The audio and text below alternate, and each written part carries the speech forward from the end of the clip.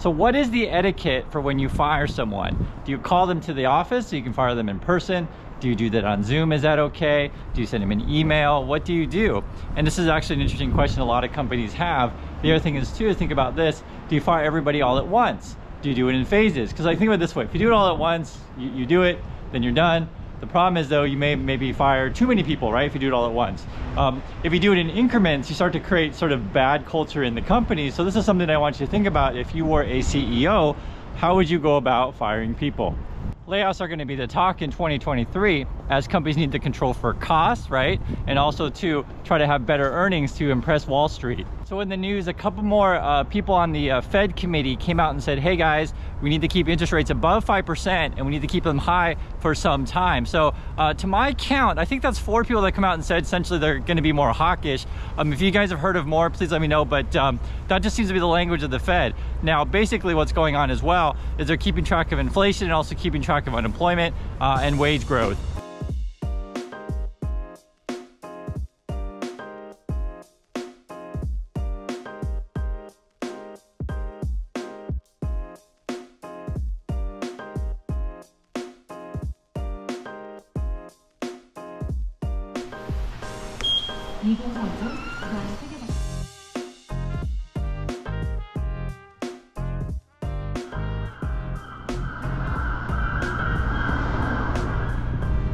지금 해운대 장산, 해운대 자연백화점 가시됩니다.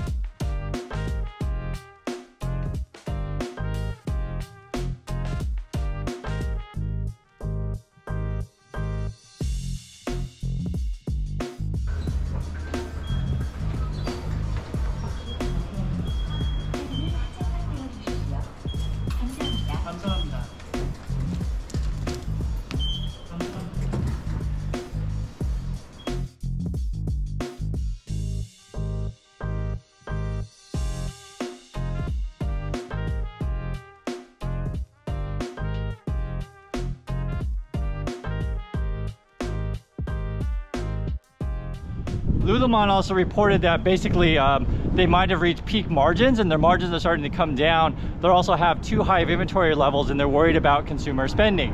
Credit card debt is going up for households.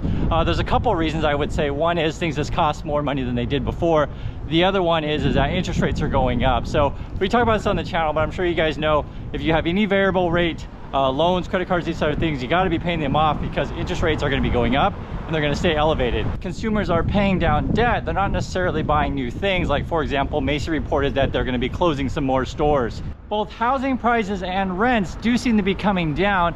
However, I wouldn't say crashing, just gradually coming down each month. It's going to depend on which market you're in though, because we do know that luxury prices in terms of homes came down the most because they went up the most and now they can fall the most. And we got to talk about the Santos guy. If you guys may have heard the news, it keeps getting worse for him. So he's a person who essentially lied to get into Congress. He lied about his education, saying he graduated, but he didn't, talking about college.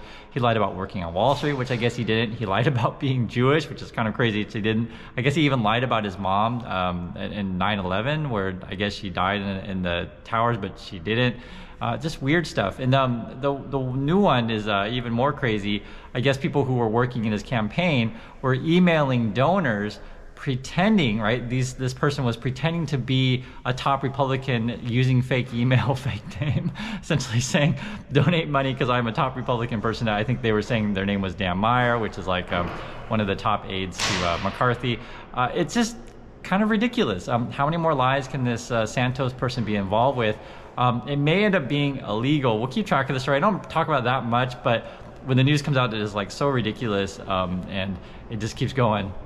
He shows up late to the meeting. It's like a all hands on deck Zoom chat, and I guess people are crying and they're writing on Slack because essentially no one knew who was being fired. 10% of their cut, and so it's sort of why we do. So where do we go from here in 2023 in regard to the S&P 500? I want to give you a couple of different projections. If you're a bull, you're probably thinking, okay, we're looking at a 10% upside. If you're a bear, you're probably looking at, okay, about a 20% downside from here. So that's probably the range that we're looking at. Love hearing your comments on videos. I think it's great, especially when we talk about complicated topics. Everyone has a different opinion, and please share info that you guys got. So I shared my thoughts with you. Love to hear yours as well, and thank you for watching.